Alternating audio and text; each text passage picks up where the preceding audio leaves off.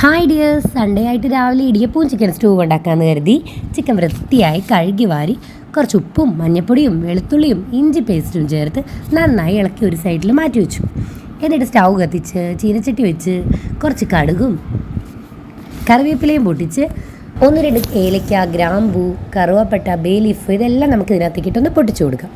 അതിനുശേഷം സവോളയോ ഉള്ളിയോ ചെറുതായി അരിഞ്ഞത്, ഞാനിവിടെ ഇപ്പോൾ സവോളയാണ് എടുത്തിരിക്കുന്നത്, അരിഞ്ഞത് അതിനകത്തൊട്ടിട്ട് വഴറ്റി ഇഞ്ചി, വെളുത്തുള്ളി, പച്ചമുളക് ഇത് 3 അരിഞ്ഞതും കൂടി ഇട്ട് കുറച്ച് വേപ്പിലയിട്ട് നന്നായി ഇളക്കി കൊടുക്കുക. അത് നന്നായി ഒന്ന് മൂത്ത് വരുമ്പോഴത്തേക്ക് അതിനകത്തേക്ക് ചെറിയായിട്ടൊന്ന് വാടി വരുമ്പോൾ നമ്മൾ അതിനകത്തേക്ക് മഞ്ഞൾപ്പൊടി ചേർത്ത് വീണ്ടും ഇളക്കി കുറച്ച് ഉപ്പ് കൂടി ഇട്ട് കൊടുക്കുക. എല്ലാത്തിനും കുഞ്ഞുകുട്ടൻ കൂടെ കൂടുന്നുണ്ട് കേട്ടോ. എന്ന് ഞാൻ കുക്ക് ചെയ്താലും എല്ലാ ദിവസവും അവൻ ഉണർന്ന് എഴുന്നേറ്റിട്ടുണ്ടെങ്കിൽ ഞാൻ കുക്ക് ചെയ്യുന്ന സമയത്ത് കയറി വരികയും ഉപ്പിടുകയൊക്കെ ചെയ്യുന്നത് ആൾക്ക് ഭയങ്കര ഇഷ്ടമാണ്. ഇട്ട് ഇളക്കി കൊടുത്ത് അത് നന്നായിട്ടൊന്ന് വാടാനായിട്ട് വെച്ചു. അതൊന്നും വാടി വന്ന സമയത്തിന് നമ്മളതിലേക്ക് കുറച്ച് മഞ്ഞൾപ്പൊടി ആദ്യമേ ഇട്ടിട്ടുണ്ട്, കുറച്ച് മല്ലിപ്പൊടിയും മസാലപ്പൊടിയും കുരുമുളക് പൊടിയും കൂടി ഇട്ട് ഇളക്കി കൊടുക്കുക. ഇത് ഇളക്കി കുറച്ച് ഒന്ന് വാടി വന്ന് അതിൻ്റെ പച്ചമണമൊക്കെ മാറുമ്പോൾ അതിൽ നിന്ന് കുറച്ച് നമ്മൾ എടുത്തൊരു പ്ലേറ്റിലേക്ക് മാറ്റി വയ്ക്കുക. അത് നമുക്ക് തണുത്ത് കഴിയുമ്പോൾ അരയ്ക്കാനുള്ളതാണ്.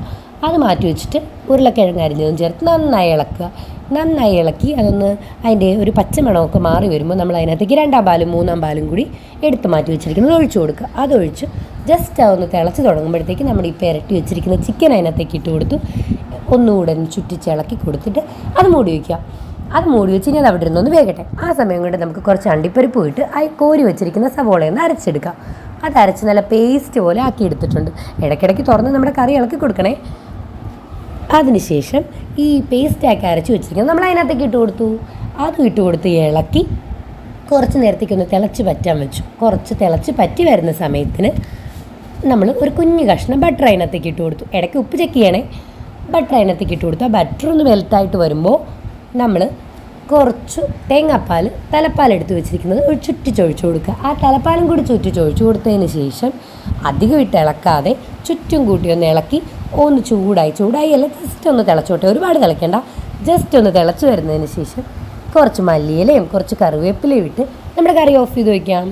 ഇടിയപ്പം ഉണ്ടാക്കിയത് ഞാനിവിടെ കാണിച്ചിട്ടില്ല. അപ്പോൾ കഴിക്കാൻ റെഡിയായി നമ്മുടെ കുഞ്ഞുകുട്ടൻ ഇവിടെ ഇരിപ്പുണ്ട്. കുഞ്ഞുകുട്ടന് കൊടുത്തു നോക്കാം. അപ്പോൾ എല്ലാവർക്കും ഹാപ്പി സൺഡേ. മറ്റൊരു വീഡിയോയുമായി കാണാം. ബൈ.